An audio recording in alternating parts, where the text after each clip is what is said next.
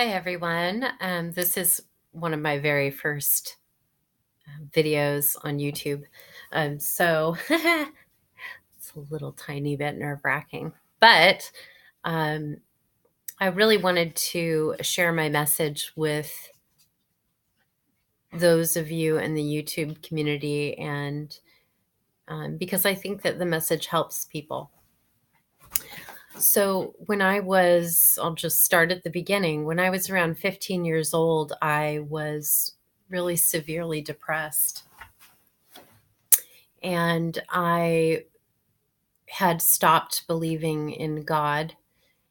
And I had come to think of our lives on earth and earth itself as akin to a moldy crumb of food drifting through the universe. Like the mold was us and the trees and the insects and the animals and stuff. It was meaningless.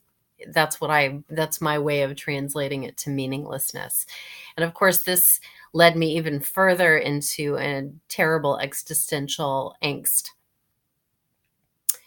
And at one point, it got so terrible that just the crushing depression, it was just crushing. And it got so bad that I started turning to my journal and trying to write something to make myself feel better. And the only thing that could, in that state that I was in, the only thing that could really describe what I was feeling and longing for were the words, "I want to go home." And I did not believe in an afterlife. So I didn't even really understand what I meant. It was the purest expression that I had. I want to go home. And I would do that sometimes daily after school. I would come home and just try to write, and that's all that would come out. I want to come home. I want to go home. That's the only thing and then I would sort of throw the pen down and just push the journal away and just lay down, just uh, locked in this seemingly inescapable sadness and depression. Well, that was occurring for probably, I'm not sure, a few weeks, even to a few months. I'm not sure the timeline of that, but it was repeated a few different times. And one day I went to school as usual, and I was sitting in my second period class, history class, and I felt just a little tired. I did not feel sick. I just felt a little bit tired. And to me, that was like, oh, maybe I can go home sick because I just don't want to be here. School was very, very confining and depressing to me because my grades were D's and F's all throughout school, and I was put in special education classes.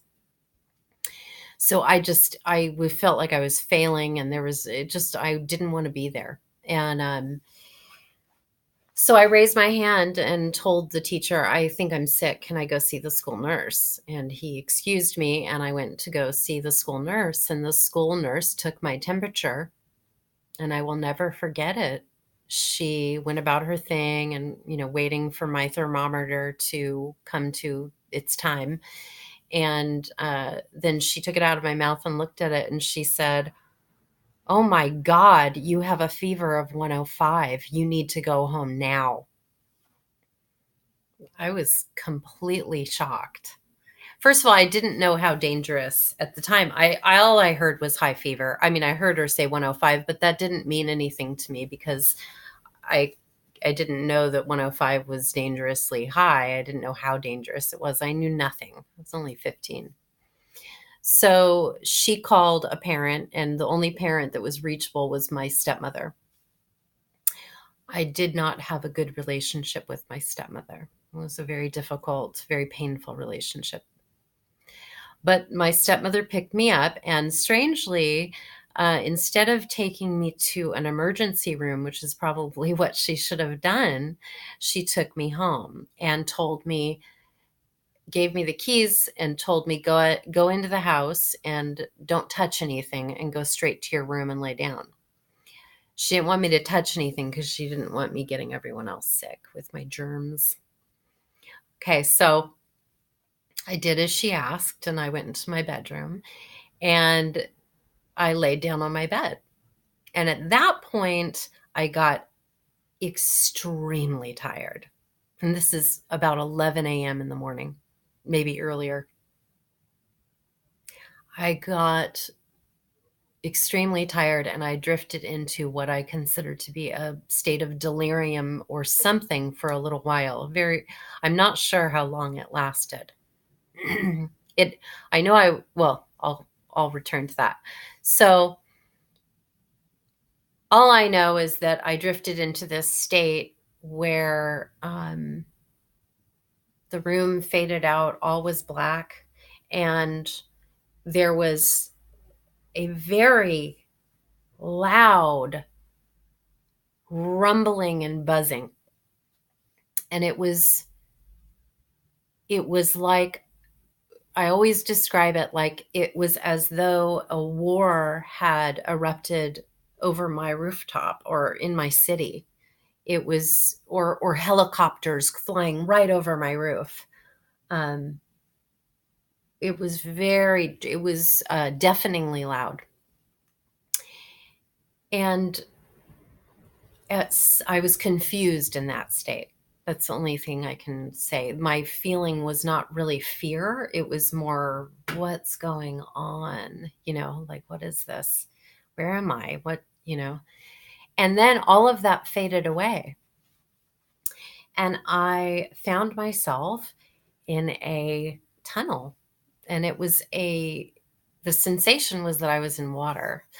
I was in a black, completely dark tunnel, and my body, I didn't look to see if I had a body.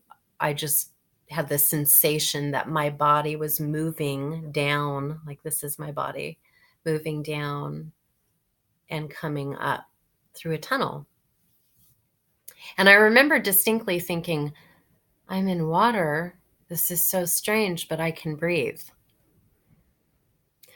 So at some point, as I'm coming up the tunnel, I see very faint light. It wasn't a bright light like Minnie described. And then I find myself emerging out of water. And I look down and I see myself standing in a very gentle river.